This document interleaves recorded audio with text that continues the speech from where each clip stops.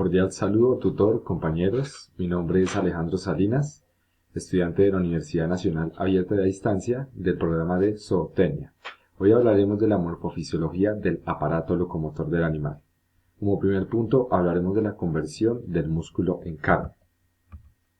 Bueno, carne. Se entiende como carne a un músculo sumado a condiciones favorables, lo que se denomina maduración. La carne es la parte comestible músculo animal que ha sido sacrificado en condiciones higiénicas. Este es un aspecto que no se puede omitir a la condición higiénica a poder ser consumido.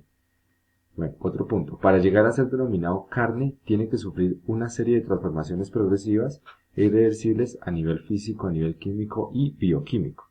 Este proceso adecuado incluye el descenso del pH y de la implantación y la resolución del rigor mortis.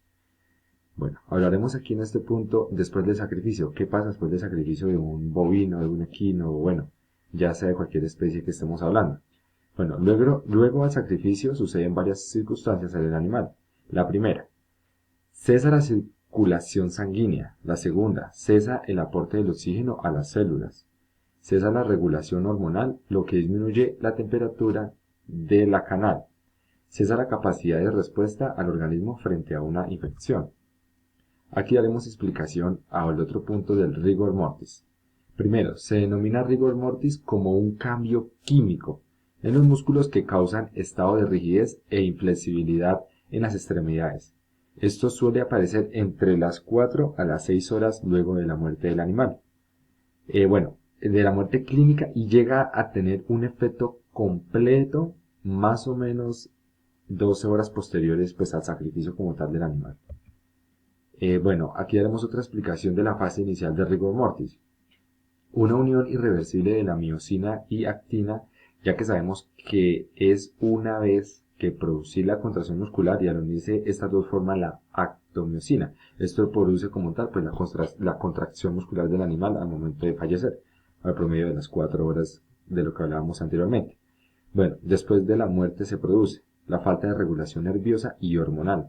También la falta de aportes de nutrientes, la falta de aporte de oxígeno, que después es vital y ahí es cuando empiezan a morir obviamente las células como tal.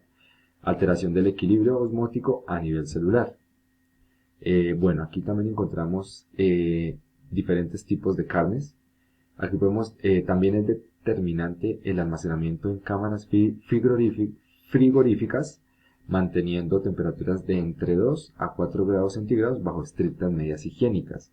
¿Qué pasa durante este proceso y qué está pasando con el pH de las carnes? Aquí hablamos de una carne normal, de una carne PSE y hablamos de una carne DFD. Según el tiempo que tarda en disminuir el pH, se obtiene una carne normal o una carne PSE o DFD. Bueno, hablaremos de la primera, que esta carne como tal no es consumible y no es apta para cualquier tipo de embutidos con el fin que se quiera usar este alimento. Hablamos de la carne PSE, sí, que son pálidas, blandas y exudativas. Bueno, primer punto, baja grasa, digamos, baja brusca de pH, después de sacrificio, teniendo una temperatura alta, tenemos este producto final. Segundo, se desnaturalizan las proteínas siendo incapaces de tener agua. O sea, la carne no tiene absolutamente nada de agua. El resultado es una carne con alta exudación, también es pálidas, por lo que se desnaturaliza la mioglobina, que es la que nos va a dar el color en la carne, ¿sí?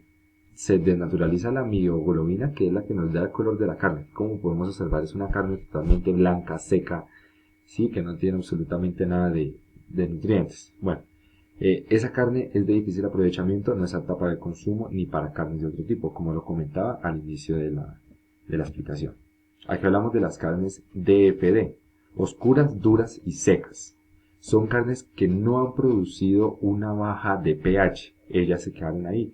¿Sí? Ellas tienen carencia de glucógeno, glicólisis de bajo nivel, por ende hay un muy bajo porcentaje de ácido en estas carnes.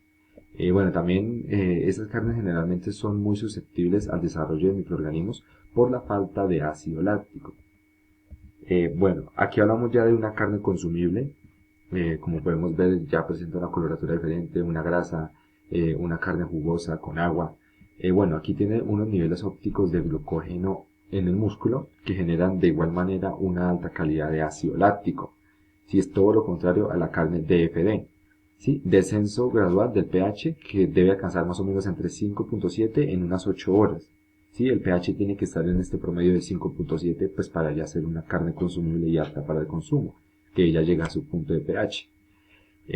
Bueno, también llega a un valor final de pH de 5.3 y 5.7 hasta que el músculo obtenga ese color y esa textura y la apariencia que nosotros deseamos llevar como tal pues al consumidor final. Bueno, aquí hablaremos del último punto, caracteres organolépticos de la carne. ¿Sí? Como podemos observar, aquí ya habla del incremento de la terneza, el incremento de la jugosidad que pueda tener y la capacidad de retención de agua. ¿Sí? La capacidad de retención de agua que pueda tener esta carne de acuerdo a su pH y de acuerdo al proceso que ella tiene durante las 8 o 12 horas de maduración. ¿Sí? Que podemos encontrar en su cambio de pH, en su cambio de temperatura, bueno, todo. Aquí también podemos encontrar, digamos, el incremento del aroma característico de la carne y de su sabor, pues como tal, al ser consumida. Bueno, muchas gracias. A continuación, mi compañero hará la explicación de las diferencias de la locomoción en estas especies.